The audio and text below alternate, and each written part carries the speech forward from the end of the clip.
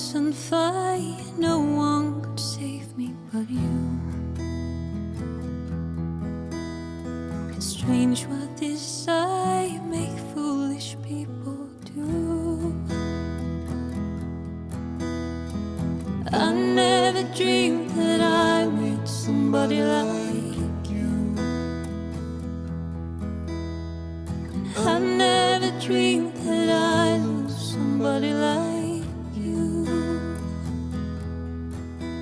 No, I don't wanna fall in love. No, Hi, this is John Cullen. Welcome to another episode of Bedtime Stories. In this episode, I'm going to be reading from Sports Illustrated. The title of the story, Into the Wild, Twice for Mankind. From Sports Illustrated, the author, Michael McKnight, and this was published May 27th, 2020. This was the cover story, Agog, the Virus Hunters. Part Indiana Jones, part Anthony Fauci, part that guy who thrives at every damn sport he tries. Dr. Johann Holton is the hero we need now. He may be 95, but his work as an adventure pathologist, 2 times traversing the Alaskan wilderness to solve the riddle of the 1918 pandemic, is helping fight the coronavirus today. It is absolutely certain another pandemic will come, but we don't know what form it will be. The question is, how can we be forewarned? Johann Holton was 72, comfortably retired and happily married, when he decided to dig up the dead bodies again. The year was 1997. There was no pandemic, no urgent reason to fly to Alaska, hike into the wilderness, and search for remnants of the deadliest virus the world had ever known. There was just a nagging thirst within the adventurer and a few other curious pathologists to learn at a molecular level why the 1918 flu had been so lethal. Why had this particular pathogen, which history calls the Spanish flu, killed as many as 100 million people in just 2 years? More death than any other ailment had caused in such a span. More, by some estimates, than in World Wars I and II and Vietnam combined, while other influenzas came and went unnoticed. Holton had tried to find the answer once before. In 1951, when he was a 25-year-old doctoral candidate at Iowa, he deployed the alpine mountaineering skills he'd owned as a youth in Sweden, trekking to an Alaskan outpost called Breivik Mission, where the 1918 flu had killed 72 of 80 adult residents. For days, Holton dug alone into the icy earth of a mass grave, hoping to discover well-preserved remains of some of those 6 dozen victims. He succeeded and carried the samples home to Iowa City, but he and his colleagues failed to decode the virus. They did not learn why it had exterminated roughly 3% of Earth's population. They did not create a vaccine to ward off its return. The mystery then persisted until 72-year-old Holton read in Science magazine about a virologist at the National Institute of Health who was inching closer to the 1918 pandemic secrets. That doctor, though, needed more samples. He needed better preserved samples. And that was a nearly impossible thing to come by 79 years after the pandemic hit. Unless you were Johann Holton. The sprightly, white-bearded Swede knew just where to look for bodies untouched by time. And he'd already demonstrated the blend of tenacity, tact, and above all, physical vigor necessary to lift them out of the earth and place them under a microscope. "Hello?" Holton murmurs into his phone in mid-April, his vowels still brushed by a childhood spent in Stockholm. His English-born wife, Eileen, had answered the line first, and in her lilting Cheshire accent, she'd advised the calling stranger that Johann might not be much help. "He's 95 now, and his memory isn't what it was," said Eileen, who herself is 85. "He can fade in and out of conversations. No, my husband's too old," she warned. "He can't answer questions." But Johann was at her elbow, listening, his interest piqued, and she knows that trying to stop him is a useless endeavor. So a moment later, he is on the phone. The old high school running champion who would go on to climb some of the world's highest peaks. He harkens back to various other tests he's conducted on the limits of the human athlete, tests that trained him, without him realizing it, for the accomplishment that will someday top his obituary. His quest to pry from Earth's clutches the secrets of the virus that brought humanity to its knees. Where to begin? Holton has pushed so many red pins into the map of his life that it's easy to get lost. It's best to let him start at the trailhead. Hiking to school as a kid, an 8-mile round trip, he recalls, would have taken too long. So young Johann made the journey on cross-country skis, stabbing the snow-covered ground with poles year after year, winter after winter. As a teen, he shunned the cushy jobs afforded to him by his family's affluence. His stepdad was one of the doctors who conferred the Nobel Prize for Medicine each year and worked instead as a lathe operator, a welder, a longshoreman. It takes him a while to admit it or remember it, but he was named Athlete of the Year at his upper secondary school 3 years in a row, a distinction awarded to whomever won the annual 400-meter run. His rare physical aptitude, not just to traverse the earth, but to move cumbersome parts of it, the ability to persist, is a valuable talent in itself, I've learned, would serve him well.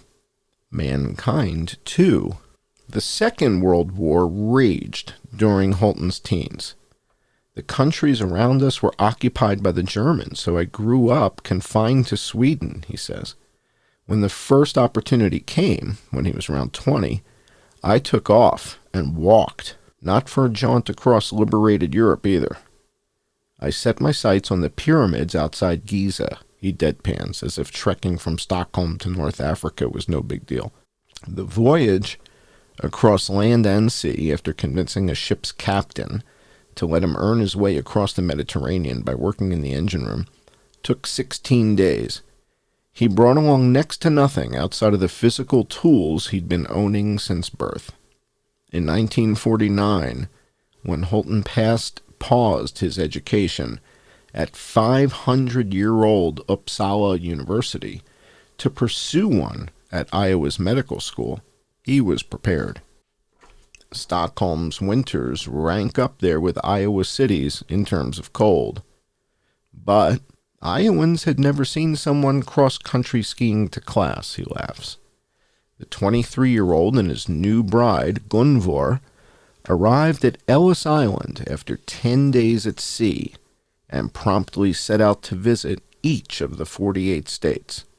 Having met that goal, the honeymooners vowed to drive north through Alaska until there was no more road.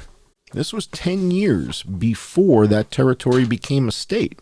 It was largely untouched, like Antarctica with forest.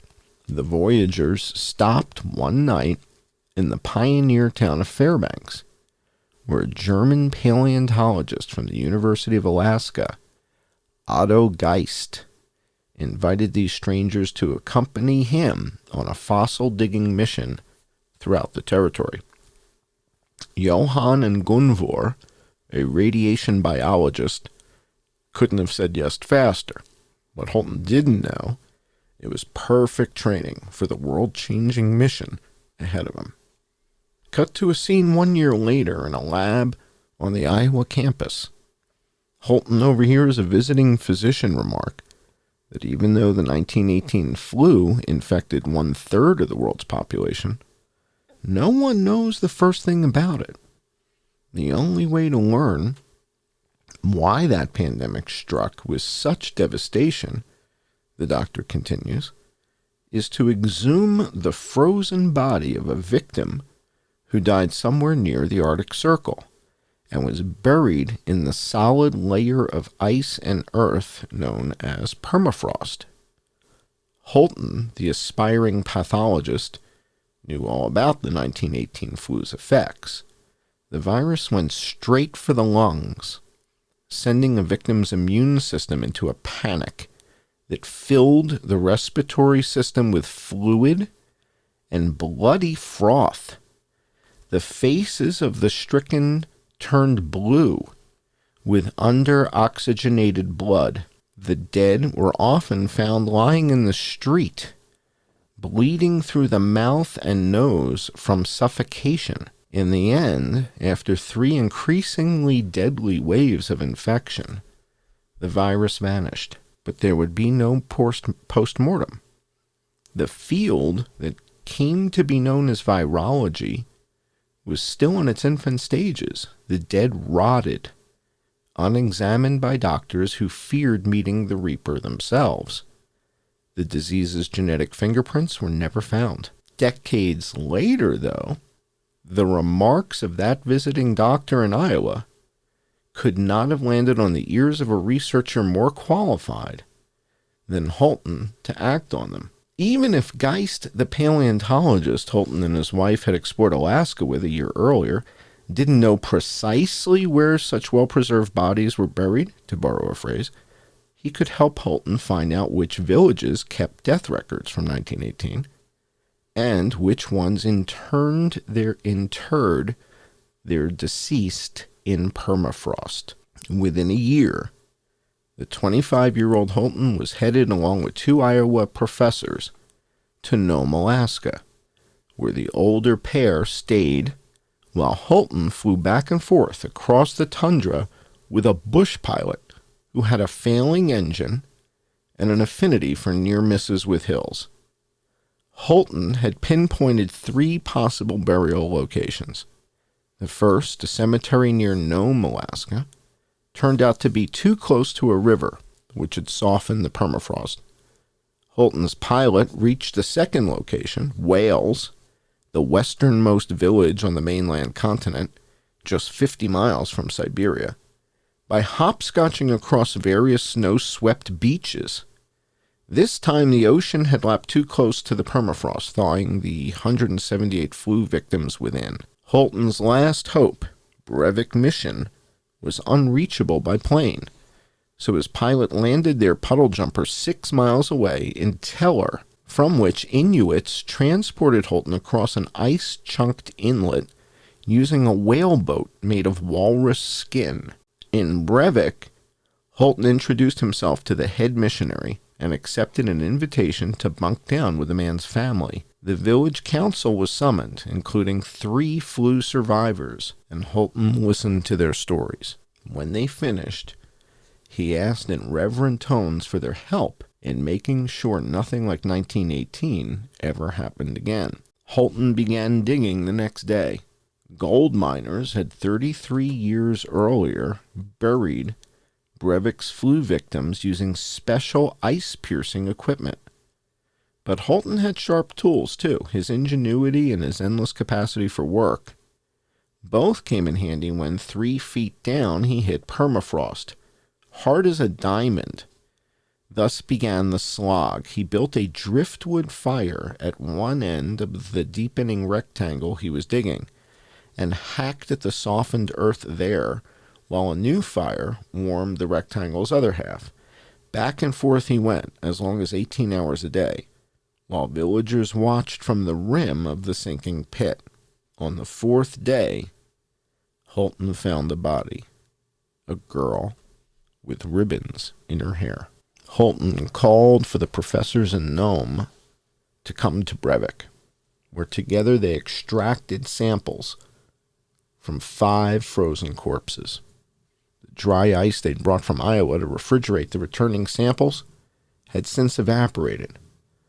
So at each refueling stop, on the flight home to the Midwest, Holton leapt from the DC-3 and injected fire extinguisher foam into the thermoses that preserve the Inuits' lung tissue. Alas, after 6 weeks of experimentation in Iowa City, Holton and his colleagues could grow no new virus.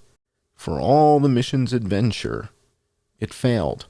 Holton would later say he was glad he came up empty, for reanimating the virus would have made him famous at too tender an age. My future would have been very narrow, he told the San Francisco Chronicle in 2002. I didn't find it, so I had the chance to do other things. In 1957, Holton moved his wife and 4 kids to the Bay Area, where he practiced pathology, hunting less lethal ailments. He bought a scruffy patch of property in remote Alpine County, closer to Nevada than to the Pacific, and spent nearly 40 years building a scale replica of a 14th century Norwegian village that he'd seen as a boy. Starting with 10 redwood trees, each one 40 feet long, as much as 7 feet in diameter, he earned his license to drive an 18-wheeler and acquired a portable sawmill designed to be trucked across the Amazon rainforest. He went to school, learned how to do woodworking, electrical wiring, plumbing, and tile setting. He studied, too, the weather patterns of the Sierra Nevadas and their impact on redwoods, and he predicted the chalet wood would stand for 800 years.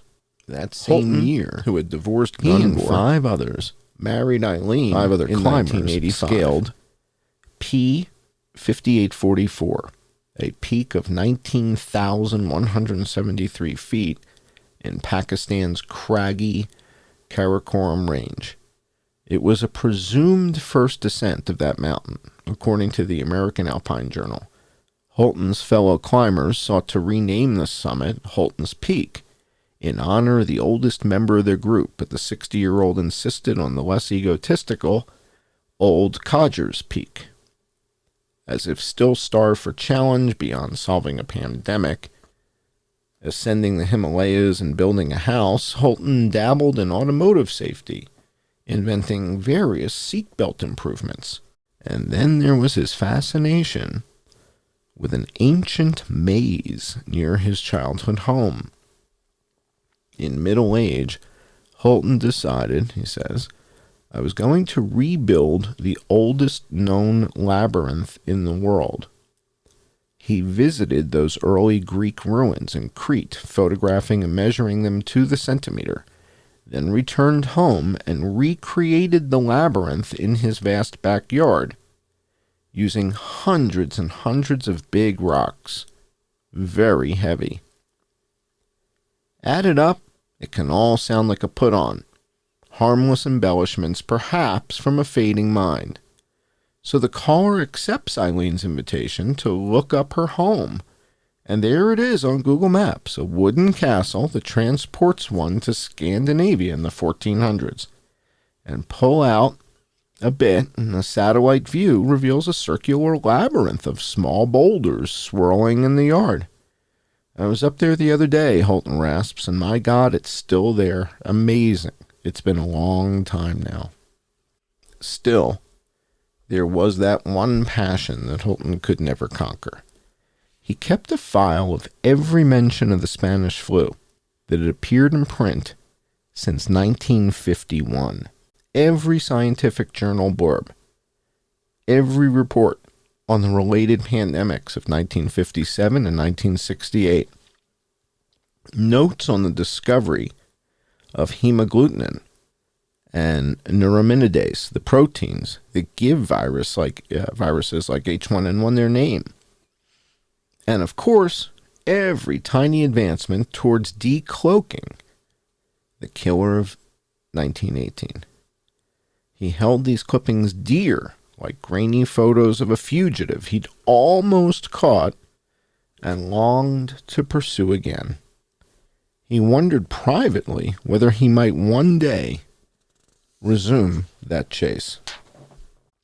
Today, as the coronavirus pandemic exerts its grip on the world, Johann and Eileen Holton live secluded in an active retirement community in Walnut Creek, California. We moved here 7 years ago, says Eileen, a retired Stanford docent and a lifelong learner who earned a degree in art history a week after her middle daughter graduated from Brown. There are 10,000 people here, so it's like our own little city. It's lovely. Each morning, she and Johann sit on their deck and drink tea. I've got my Swedish husband converted from coffee, Eileen laughs. A cup of tea makes everything go more smoothly. As the world stands on pause, Johann pays the price for wringing every drop out of the 95 years he's been given. While he takes no medications and doesn't look a day over 80, the body that has climbed some of the planet's highest peaks and trekked across more than 100 countries finds it hard getting around these days. Until 2 years ago, Holton was still hiking with his seniors trail club, covering 3 miles 2 or 3 times a week.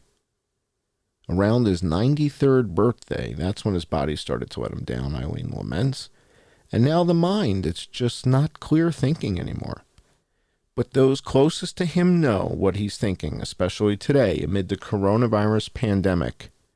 A lot of our friends, say Eileen, have been calling and sending texts and emails saying, this is exactly what Johann had warned us of since 1997. We should have paid attention. There's a shuffling noise behind Eileen and the sound of her hair rubbing the landline phone. Well, I see that my husband is coming here and I think he wants to talk to you again. The good doctor, sensing the pregnant question in hand, are we going to be okay? Preemptively answers it.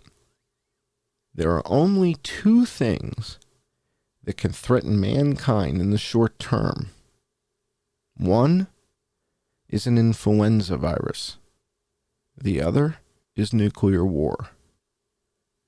This current pandemic will not end us, Holton says, but there's always a risk that the virus will mutate.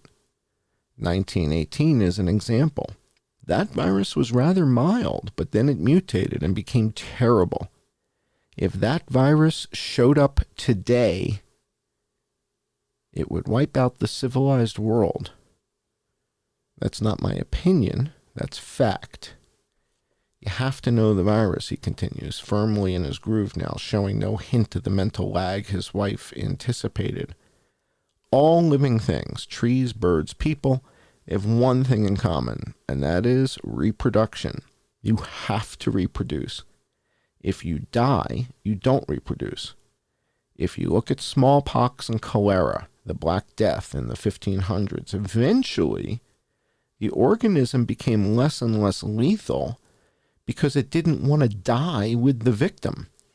That's why the 1918 influenza virus disappeared. That virus was still missing, so to speak, when Holton put down the Science magazine article in 1997 and wrote a letter to Jeffrey Taubenberger, the government scientist who was trying to pick the old flu's genetic lock. Holton chose his words carefully, trying not to come off like a crazed mountain man. He told Taubenberger about his journey to the mass grave in Brevik 46 years earlier, and informed him rather casually that he could go up there again if Taubenberger ever wanted him to.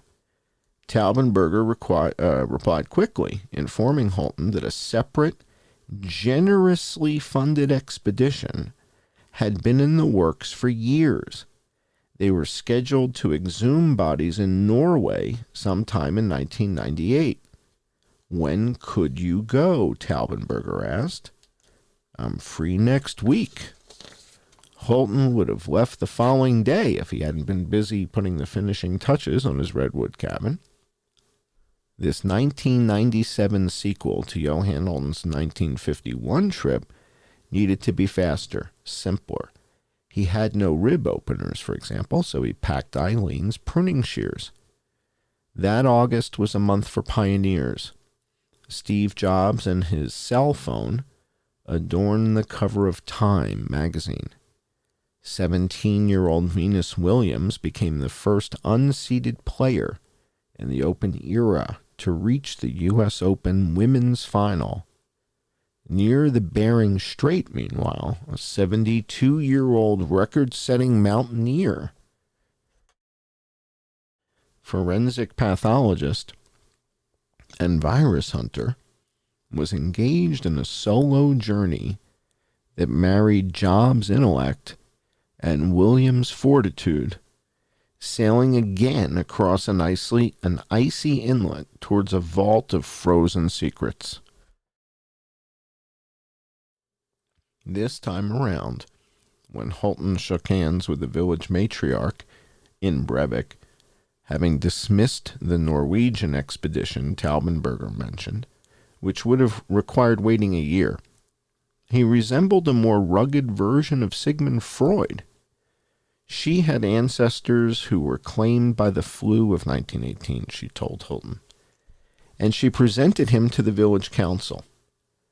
Over the years, I had developed a deep respect for native people, Holton recalls. People who can survive in harsh environments out of sight of the rest of the world. The deference he showed towards the Brevik locals again won them over.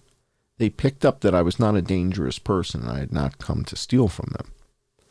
Blessing secured, Holton began digging on the afternoon of his arrival.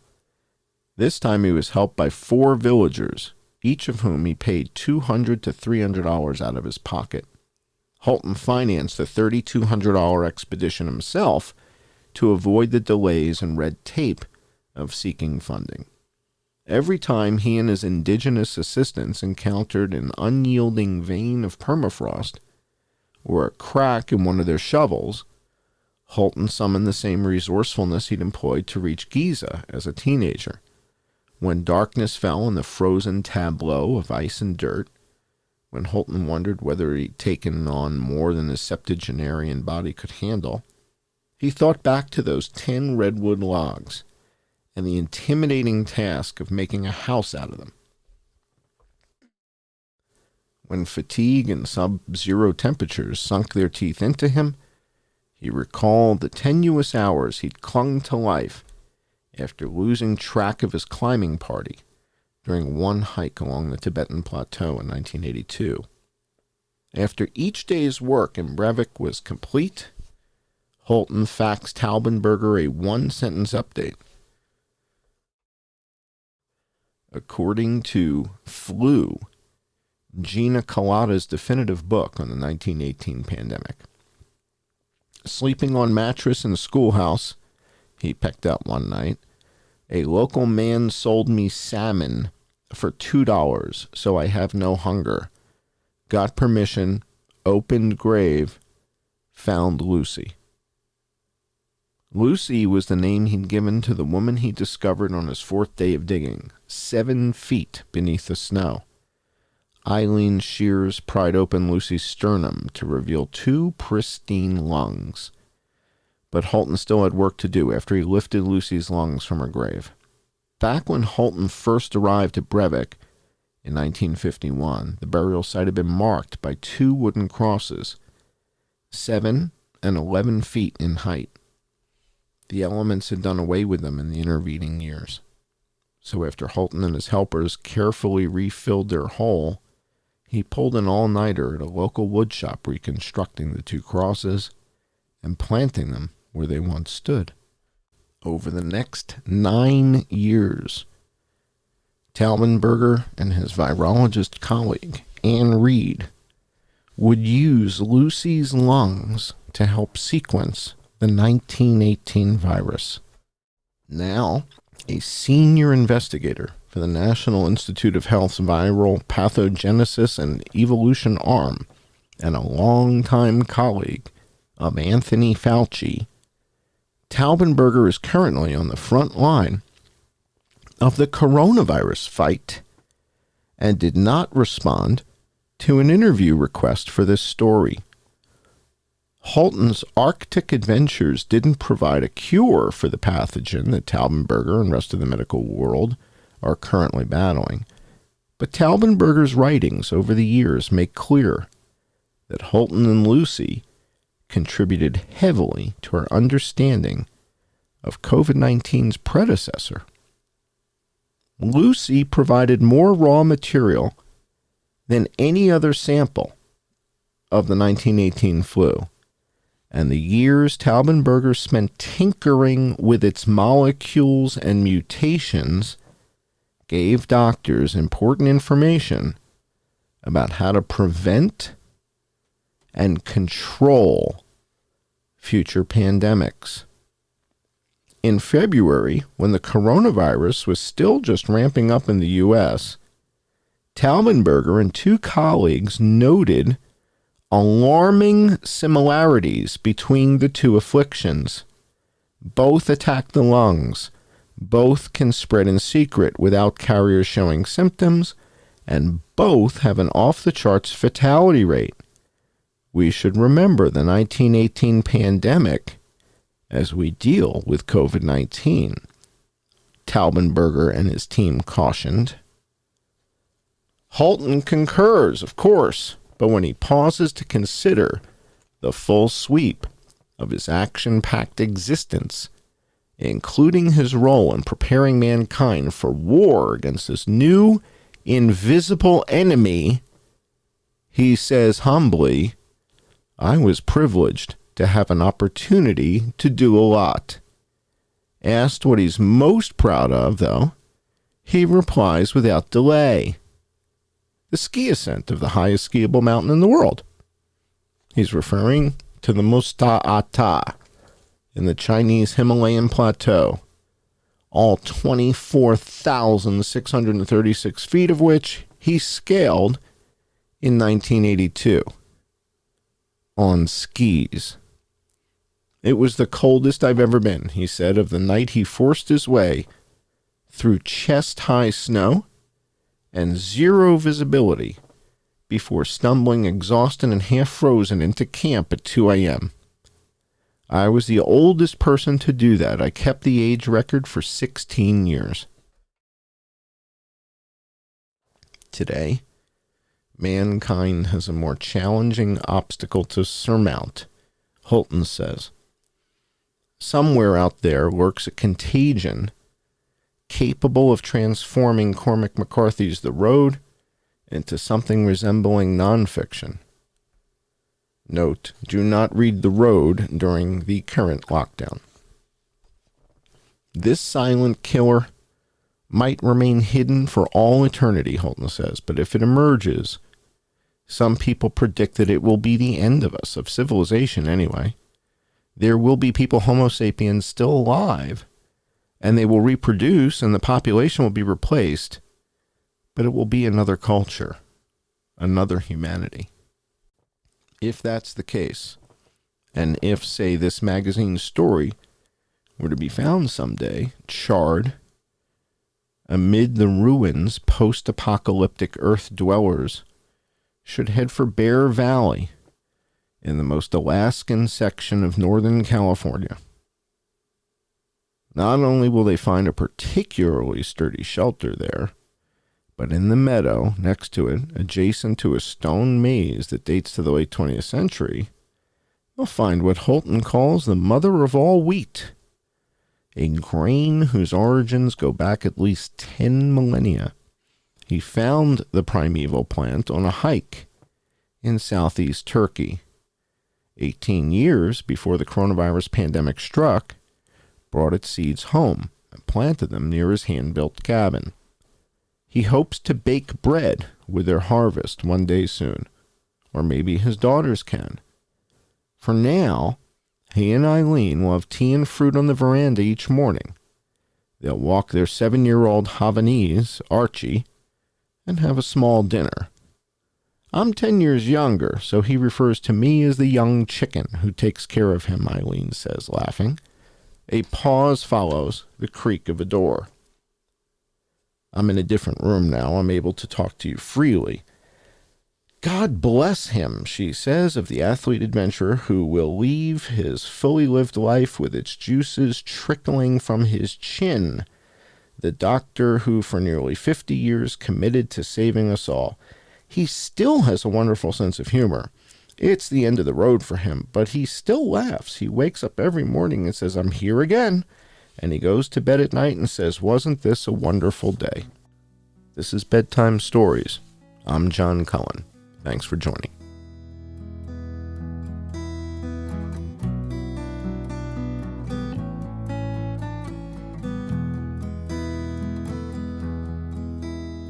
The world was on fire, no one could save me but you. It's strange what desire make foolish people do.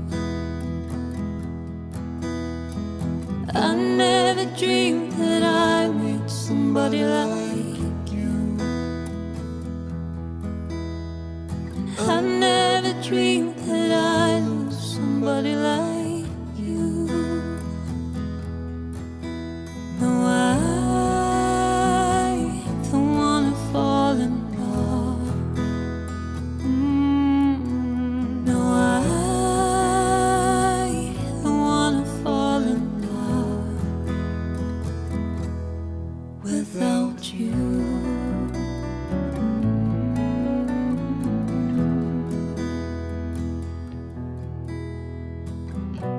What a wicked game you play to make me feel this way. What a wicked thing to do, to let me dream of you. What a wicked thing to say. You never felt this way. What a wicked thing to do, to make me dream of you. And I don't wanna fall in love. No, I don't wanna fall in love without you.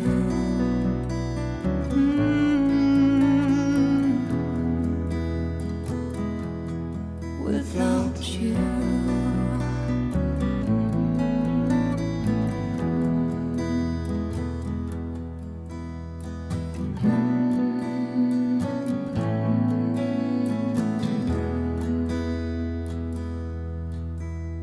The world was on fire, no one could save me but you. It's strange what desire make foolish people do. I never dreamed that I loved somebody like you.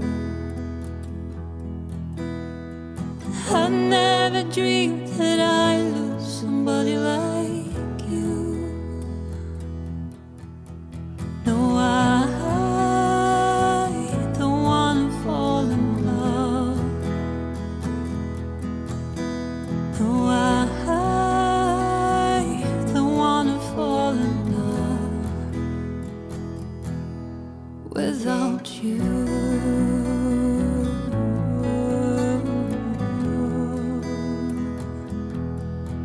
without you.